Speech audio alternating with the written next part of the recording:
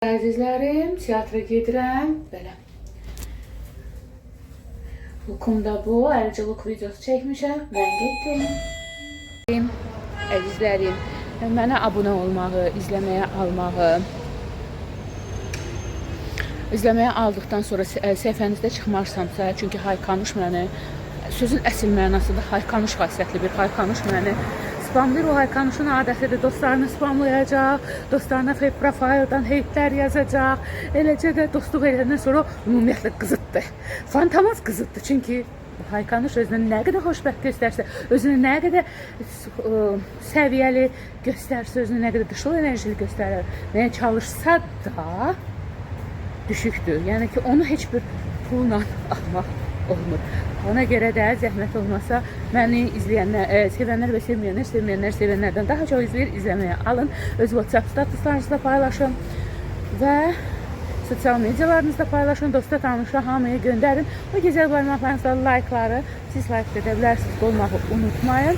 Və bundan əlavə nə deyəcəkdim? O gözəl barmaqlarınızla mənə şərhlər yazmağı, yorumlar yazmağı, motivləşdirməyi də unutmayın. Haykanuş, sən nə edirsən elə mən səndən üstünəm. Əlhəmdülillah mən sənin kimi düşük deyiləm, xərəngi ailənin xərəngi övladı da deyiləm. Əslində Haykanuş hayboş deyil, amma elə hayboş xasiyyətində bir insana bənzər məxluqdur. Ona görə də Haykanuşdur.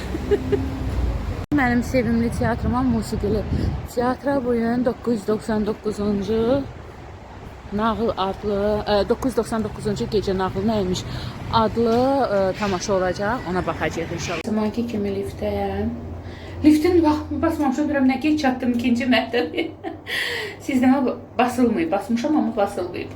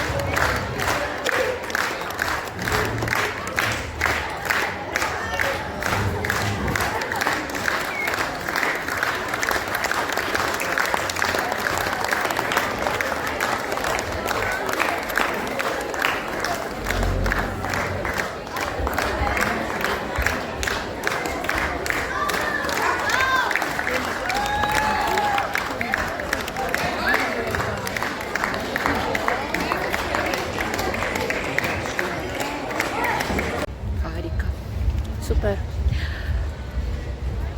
Dəvət üçün ayrıca təşəkkür edirəm. Teatr üçün, teatrda əmək üçün hər kəsə bir ayrı təşəkkür edirəm. Həqiqətən həzz aldım. 999-cu nağıl adlı tamaşa Min bir gecədə Şəhrizadın padişaha danışdığı 999-cu nağıl əsasında səhnələşdirilmişdi. Deməli, qədim bir zamanda Məruf adında bir pinəçi olur və bunun İfritə Fatma adında çox qorxduğu bir həyat yoldaşı olur. Hansı ki, Mərufu incidir.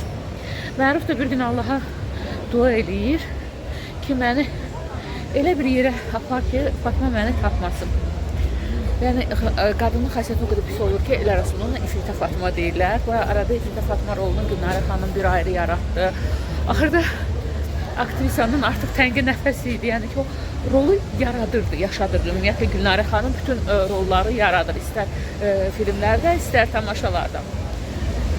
Ben Gülnarə xanım salamlar. Deməli, bu arada biz bir-birimizi izləyirik Instagramda. Və gəlir padişaha düşür. Padişah kəsib padişah olur. Ay, orada bir tutu olur. Tutuquşu. Danışan tutuquşular olur. Və bir əsl ilan olan vəziri olur. Nəysə, eşik ağası deyir ki, Məruf, sən de ki, mən tacirəm filan, nəysə, inanırlar buna. Məruf yalanlara o qədər olur ki, artıq yalanları danışmağa başlayır, yalan ondan böyük olur və evlənirlər. Sonra min bir hilə ilə Şəhzadə öyrənir ki, bu kasıb bir pinəçidir. Deyir, sənin söhbət səndən getmir, iş ondadır, mən sənə aşıq olmuşam, ikincisi də vəzirə məni verəcəklər. Nəysə, Mərufu buradan deyir ki, qaçırdı, deyir, qaç günə. Elə olur ki, təsadüf nəticəsində Məruf bir üzük tapır, üzüyün də üzüydəki sehirli olur. Cin gəlir, hər işini edir. Məruf varlanır, qayıdır, vəzir deyir, yox, burada nəsə doğru olmayan nələrsə var. Cin bir hilə ilə öyrənir, vəzirin əlinə keçir. Təzdən Şəhzadənin evlənmək istəyəndə toy gecəsində Şəhzadə çox ağıllı olduğu üçün üzüyü ondan alır, hakimiyyət ona keçir. Daha sonra Fatıma gəlir, götürür və deyir ki, mənə aşıq olsun Məruf. Bu anda Məruf da o qədər Fatmadan nifrət edir ki, deyir ki, yox da, ay Allah, mən həyat yoldaşımı, Reyhanın, Şəhzadə Reyhanın cəhənnəmə göndərmişsin, mənə apar. Və Allahın bunlara yazığı gəlir, bunları qovuşdurur. Fatma da cinədir ki, niyə elə eləmədin? Deyir, mən Allahın qarşısında gücsüzəm. Və Fatma da onu azad edir. Ən çox xoşuma gələn obrazlar, hər bir aktyor və aktrisanın əməyinə sağlıq, rejissorun da əməyinə sağlıq. Çox gözəl tamaşa idi, çox bəyəndim, çox sevdim. Tutu obrazı məndən aldı. Elcina bir qədər müasirləşdirmişdilər. Yəni ki, əlbəttə ki, min bir gecə indiki zamandan danışmır, orta əsrlərdən danışır. Elcina, WhatsApp, müasir Elcina. Elcina ilə tutu obrazlarda məndən aldı. Bir sözlə bəyəndim, təşəkkürlər. Çox gözəl tamaşa idi və əlbəttə ki, alqışla qarşılandı. Bir daha dəvət üçün və tamaşa üçün təşəkkürlər.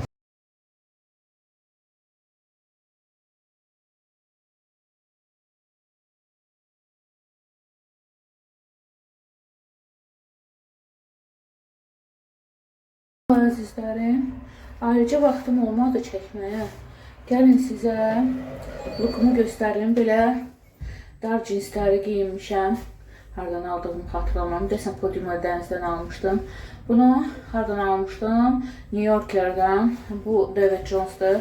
Ayağımdakı ayaqqabıları da flotan almışdım. Tak. Və belə sırğalar taxdım. Göstərebilirsəm sırğalar. Neysə. Ben qayıtdım və getmədim. Deyin niyə? Mamanın beli tutmuşdu.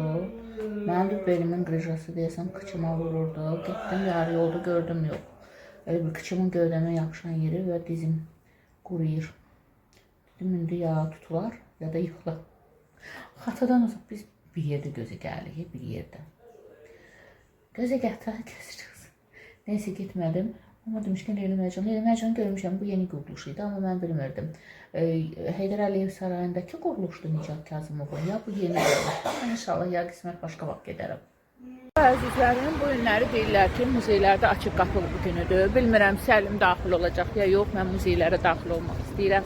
İstədiyim muzeylər Tarix muzeyidir, İncəsənət muzeyidir, Xalça muzeyidir. Əslində bütün muzeyləri istəyirəm. Amma indi baxacağıq görək. Həqiqətən mi açıq qapı günlərdir? Çünki IT-kin bir dənə qiyməti oxumuşdu ki, orada. Mən daxildə yazdım, həm biri yazdım ki, açıq qapı günü, mən də yazdım ki, səhifələr paylaşıb bu gün açıq günüdür. Və bu qiymətlər deyil, yəni ki, bəlkə xaricilər üçün köçərli ola bilər, amma bizim üçün açıq qapı günüdür. Yerli vətəndaşları üçün ən azından. Bəlkə xaricilər üçün də açıq qapı günüdür, bilmirəm, yalan deyərəm. Hə, yəni ki, görək. İndi bir baxacağıq. Əgər girə bilsək, Səlim icazə versə və həqiqətən açıq qapı günü olarsa, nələrsə çəkərəmsə sizlərə göstərəcəm. Sizsə abunə olmağı unutmayın və aktiv olmağı əlbəttə ki, Haykanuşun acığına, o bədbəxt, özünü xoşbəxt göstərən bədbəxt Haykanuşun acığına hansı ki, oturub başlayır spamlamağa. Mamam demişkən xərəngətdə. Xərəngə ailədir, xərəngə qızından nə gözləmək var, Haykanuşdur da. Dünya İncəsənət Muzeyindəyik. Gəlin sizə göstəreyim. Burada baxaq eksponatlara. Belə süfrədir. 20-ci əsrin əvvəli İran rəşd naxışları ilə. Bu da Səlimin havası tutur ona görə. Tanınmış İran xalçalarıdır. Çünki biz dünya incəsənət hissəsindəyik. Xarici əsərlərdir. Oradan da Cosimo de Medici'nin portretidir. Kətan yağlı boyadır. 1597-1681-ci ildə yaşamış Justus Sustermans'ın əsəridir.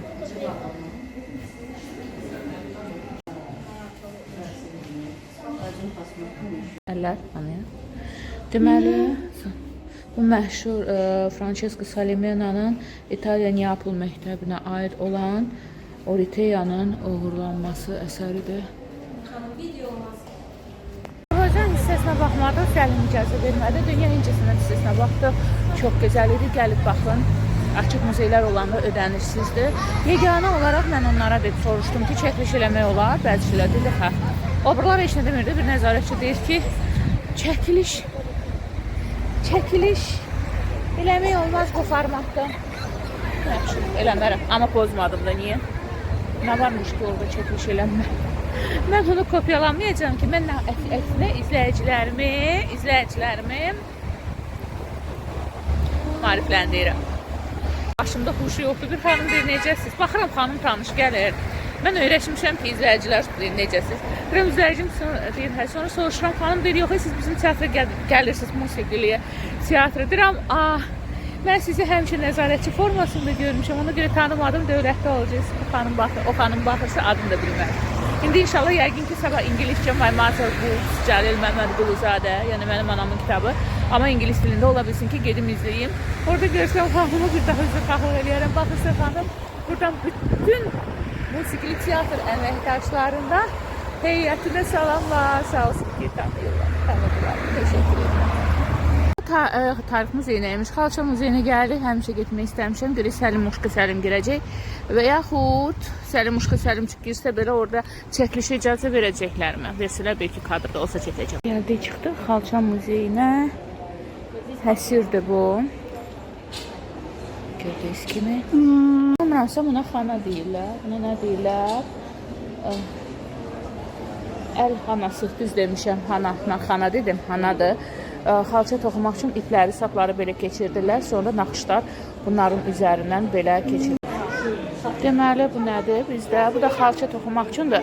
Belə xalçanı xanaya keçirdəndən sonra belə döyəcləyirlər ipləri. Onun üçün də adı yadımdan çıxıb həllac yayı və toxmaq deyirlər. Və ölkəmizin bütün xalça motivləri burada var.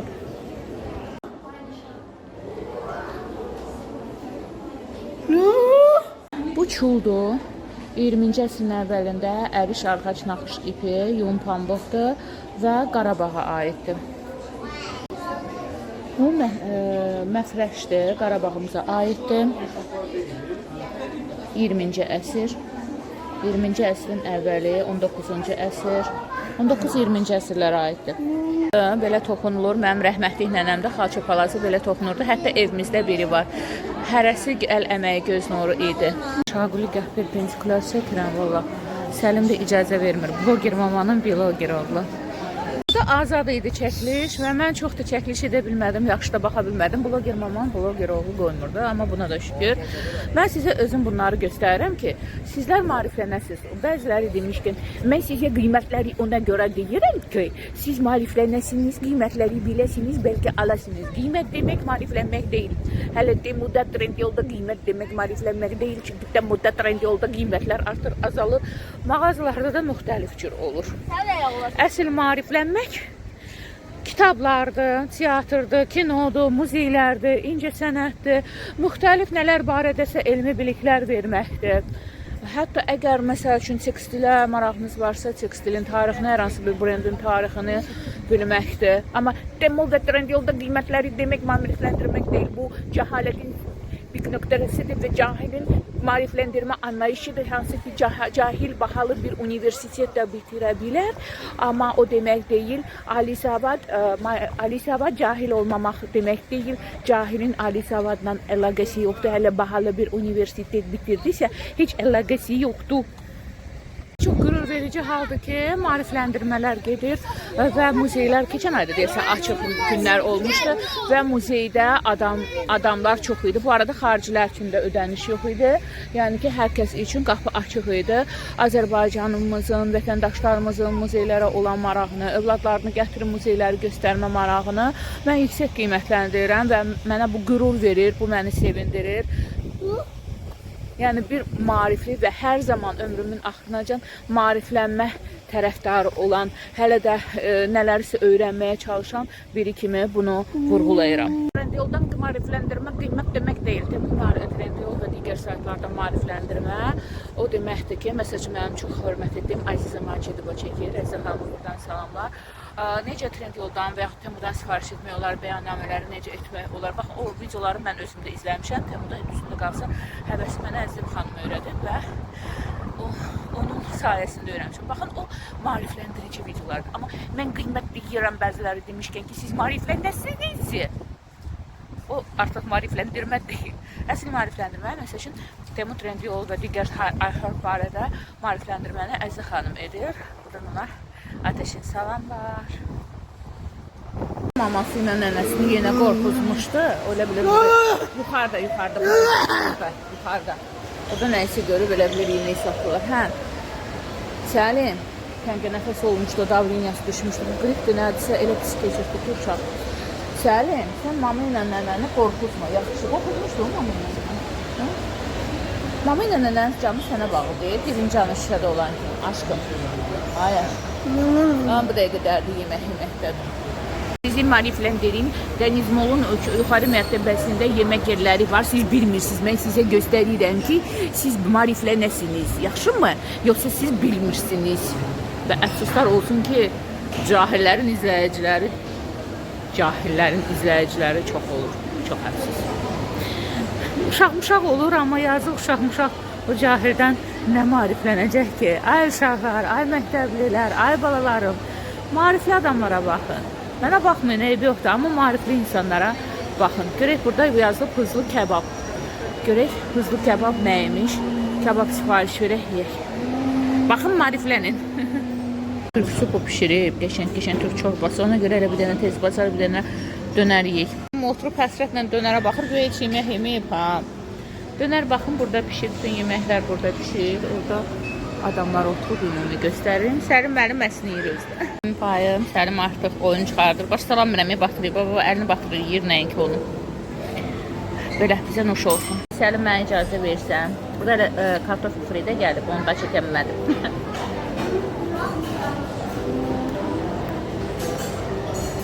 Əslində bunu qoyublar kartof free üçün, amma mən buna baxıram.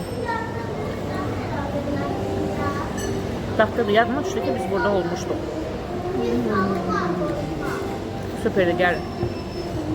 İştahsı yoxdur, başıma oyun açır. Birini İki yerə bölürlər axı dönəri.